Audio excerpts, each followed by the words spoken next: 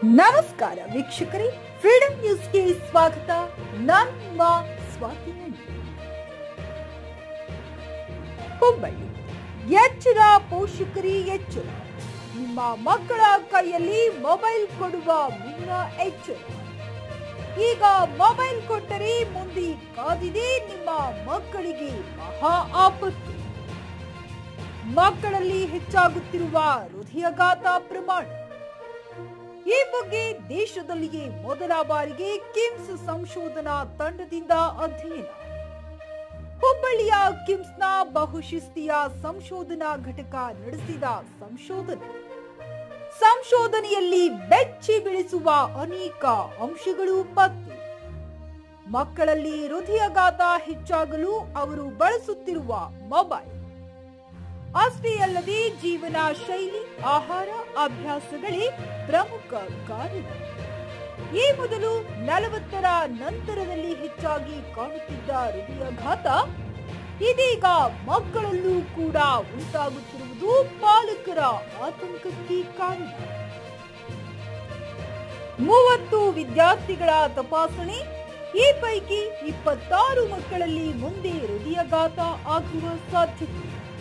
ಮುಂದೆ ದೈನಂದಿನ ಜೀವನ ಬದಲಾವಣೆಯಾಗದೆ ಹೋದ್ರೆ ಅವರು ಹೃದಯಾಘಾತಕ್ಕೆ ಹತ್ತಿರ.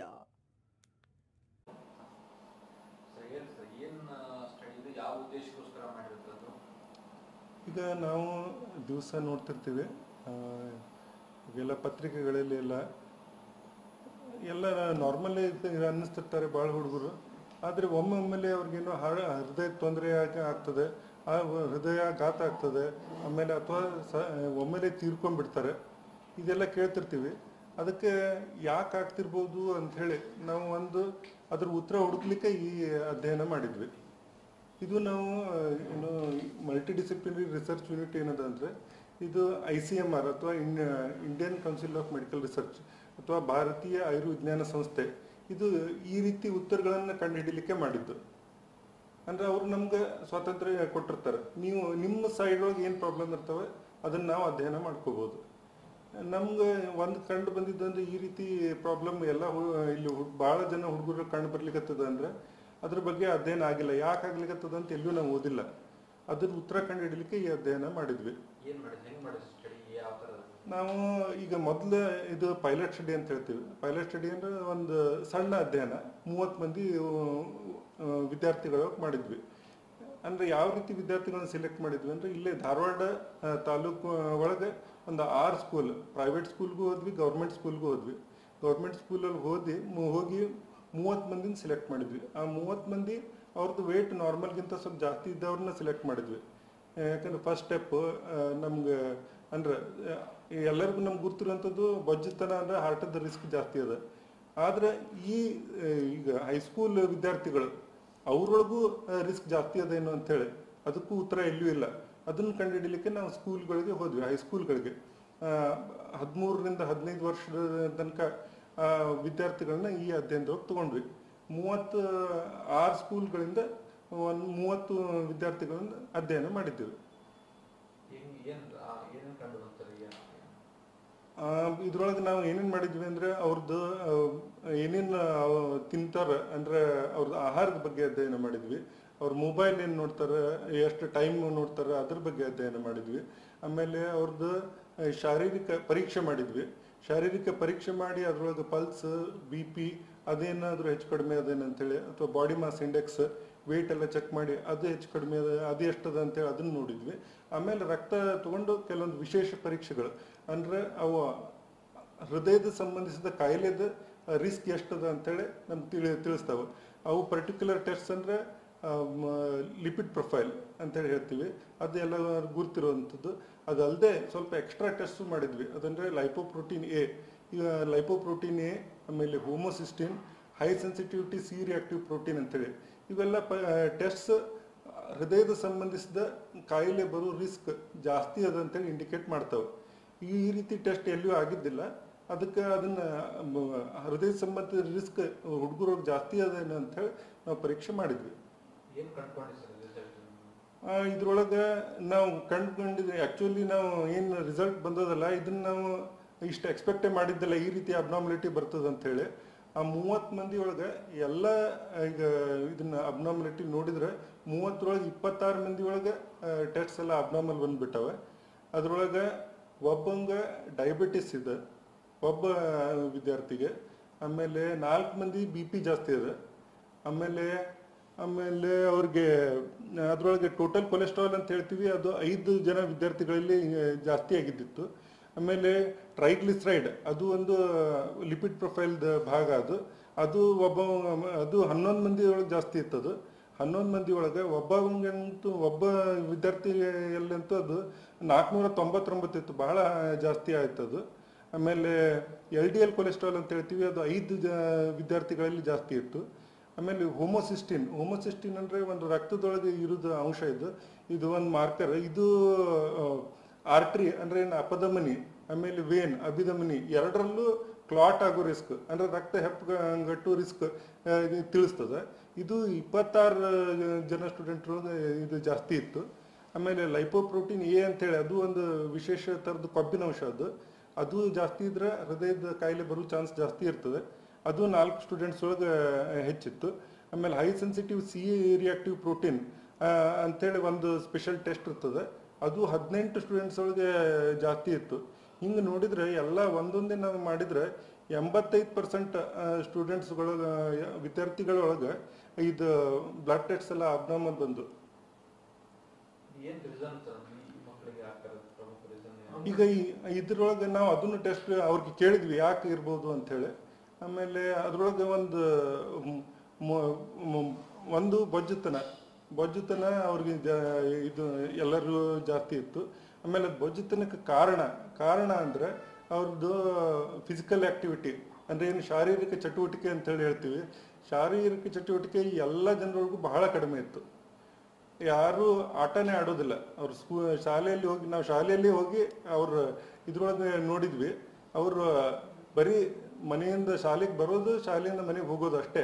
ಶಾಲೆಯೊಳಗೆ ಬೇರೆ ಎಲ್ಲ ಸ್ಟೂಡೆಂಟ್ಸ್ ವಿದ್ಯಾರ್ಥಿಗಳು ಆಟ ಆಡ್ತಿದ್ರು, ಇವರು ಆಟ ಆಡೋದು ಬಹಳ ಕಡಿಮೆ ಇತ್ತು. ಆಟ ಚಟುವಟಿಕೆ ಪಠ್ಯೇತರ ಚಟುವಟಿಕೆಗಳಲ್ಲಿ ಇರೋದು ಆಯ್ತು, ಅದು ಕಡಿಮೆ ಇತ್ತು.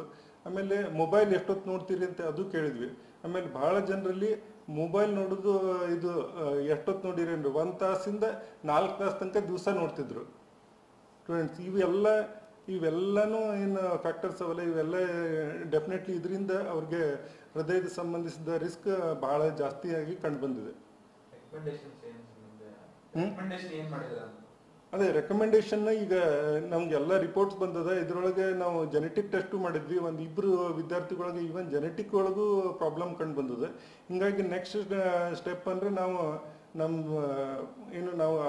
ವಿದ್ಯಾರ್ಥಿಗಳಿಗೆ ಯಾರ್ಯಾರಿಗೆ ಅಬ್ನಾರ್ಮಲ್ ಕಂಡು ಬಂದದೆ ನಾವು ಎಲ್ಲರಿಗೂ ಅವ್ರ ಸ್ಕೂಲ್ಗೆ ಇನ್ಫಾರ್ಮ್ ಮಾಡಿದ್ದೀವಿ. ಆಮೇಲೆ ಅವ್ರ ರಿಪೋರ್ಟ್ಸ್ ಎಲ್ಲ ಸ್ಕೂಲ್ ಟೀಚರ್ಸಿಗೆ ಕಳಿಸ್ಕೊಟ್ಟಿವಿ. ಆಮೇಲೆ ಅವ್ರಿಗೆ ಎಲ್ಲ ವಿದ್ಯಾರ್ಥಿಗಳಿಗೆ ರಿಪೋರ್ಟ್ಸ್ ಮುಟ್ಟಿದೆ. ಆಮೇಲೆ ಈಗ ನೆಕ್ಸ್ಟ್ ಸ್ಟೆಪ್ ಅಂದರೆ ನಾವೇ ಪರ್ಸನಲಿ ಹೋಗಿ ಆ ವಿದ್ಯಾರ್ಥಿಗಳಿಗೆ ಅವ್ರಿಗೆ ಡಯಟ್ ಕೌನ್ಸಿಲಿಂಗ್ ಅಂತ ಹೇಳ್ತೀವಿ. ಡಯಟ್ ಅಂದರೆ ಅವ್ರು ಎಷ್ಟು ಯಾವ ರೀತಿಯ ಆಹಾರ ತಗೋಬೇಕು, ಆಮೇಲೆ ಯಾವ ರೀತಿ ಒಳ್ಳೆಯದು, ಯಾವ ರೀತಿ ತಗೊಳ್ಬಾರ್ದು ಅದನ್ನೆಲ್ಲ ಹೇಳ್ತೀವಿ. ಆಮೇಲೆ ಎಕ್ಸಸೈಸ್ ಕೌನ್ಸಿಲಿಂಗ್ ಅಂತ ಹೇಳಿ, ಎಕ್ಸಸೈಸ್ ಕೌನ್ಸಿಲಿಂಗ್ ಅಂದರೆ ಅವರು ಎಕ್ಸಸೈಸ್ ಕೌನ್ಸಿಲಿಂಗ್ ಅಂದರೆ ಅವರು ದಿವಸ ಎಷ್ಟೊತ್ತು ಶಾರೀರಿಕ ಆಕ್ಟಿವಿಟಿ ಬೇಕು ಅವ್ರಿಗೆ. ಆಮೇಲೆ ಯಾವ ರೀತಿ ಇದು ಮಾಡಿದರೆ ಈ ರೀತಿ ಹಾರ್ಟಿದ್ದು ಸಂಬಂಧಿಸಿದ ರಿಸ್ಕ್ ಕಡಿಮೆ ಮಾಡ್ಲಿಕ್ಕೆ ಹೆಲ್ಪ್ ಆಗ್ತದೆ, ಅದನ್ನೆಲ್ಲ ಮಾಡ್ತೀವಿ. ಆಮೇಲೆ ಜೆನೆಟಿಕ್ ಪ್ರಾಬ್ಲಮ್ ಯಾರು ಕಂಡು ಬಂದದಲ್ಲ ಅವ್ರ ಪಾಲಕರನ್ನ ಕರೆಸಿ ಅವ್ರ ಜೊತೆ ಕುತ್ಕೊಂಡು ಕೌನ್ಸಿಲಿಂಗನ್ನು ಮಾಡ್ತೀವಿ ನಾವು. ಅಂದರೆ ಅವ್ರಿಗೆ ವಿಶೇಷ ಸ್ವಲ್ಪ ಕಾಳಜಿ ಬೇಕಾಗ್ತದೆ, ಯಾಕಂದರೆ ಅವರು ಅಷ್ಟೇ ಅಲ್ಲ ಫ್ಯಾಮಿಲಿ ಒಳಗೂ ಅದ, ಇವ್ರು ಒಬ್ಬೇ ಮಕ್ಕಳಲ್ಲ, ಬೇರೆ ಮಕ್ಕಳಿಗೂ ಇದೇ ರೀತಿ ಪ್ರಾಬ್ಲಮ್ ಆಗೋ ಚಾನ್ಸ್ ಇರ್ತದೆ. ಅದಕ್ಕೆ ಈ ರೀತಿ ಎಲ್ಲ ನಾವು ಒಂದು ಹೆಜ್ಜೆಗಳನ್ನು ತಗೋಬೇಕಂತ ಹೇಳಿ ಮಾಡಿದ್ವಿ.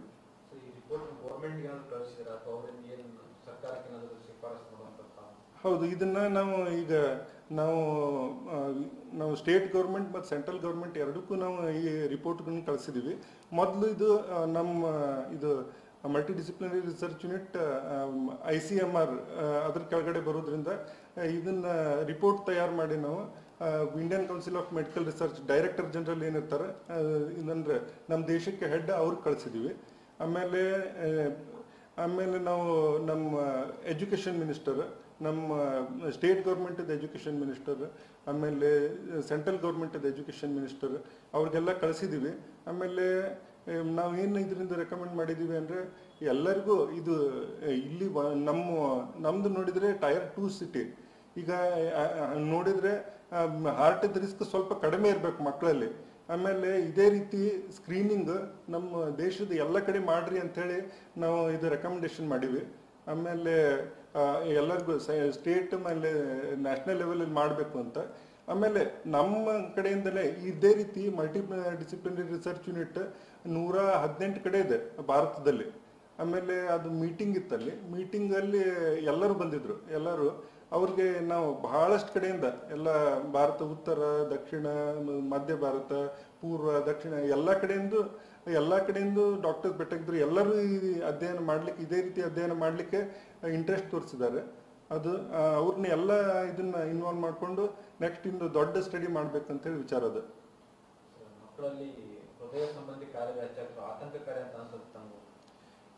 ಅಂದ್ರೆ ಅವ್ರು ಈಗ ನಮ್ಗೆ ಗುರ್ತಿರುವಂತ ಇನ್ನು ಮೇಜರ್ ರಿಸ್ಕ್ ಫ್ಯಾಕ್ಟರ್ಸ್ ಅವಲ್ಲ, ಅದನ್ನಂತೂ ಎಲ್ಲರೂ ಒಂದು ಆಹಾರ ಪದ್ಧತಿ ಬದಲಾಗಲೇಬೇಕು.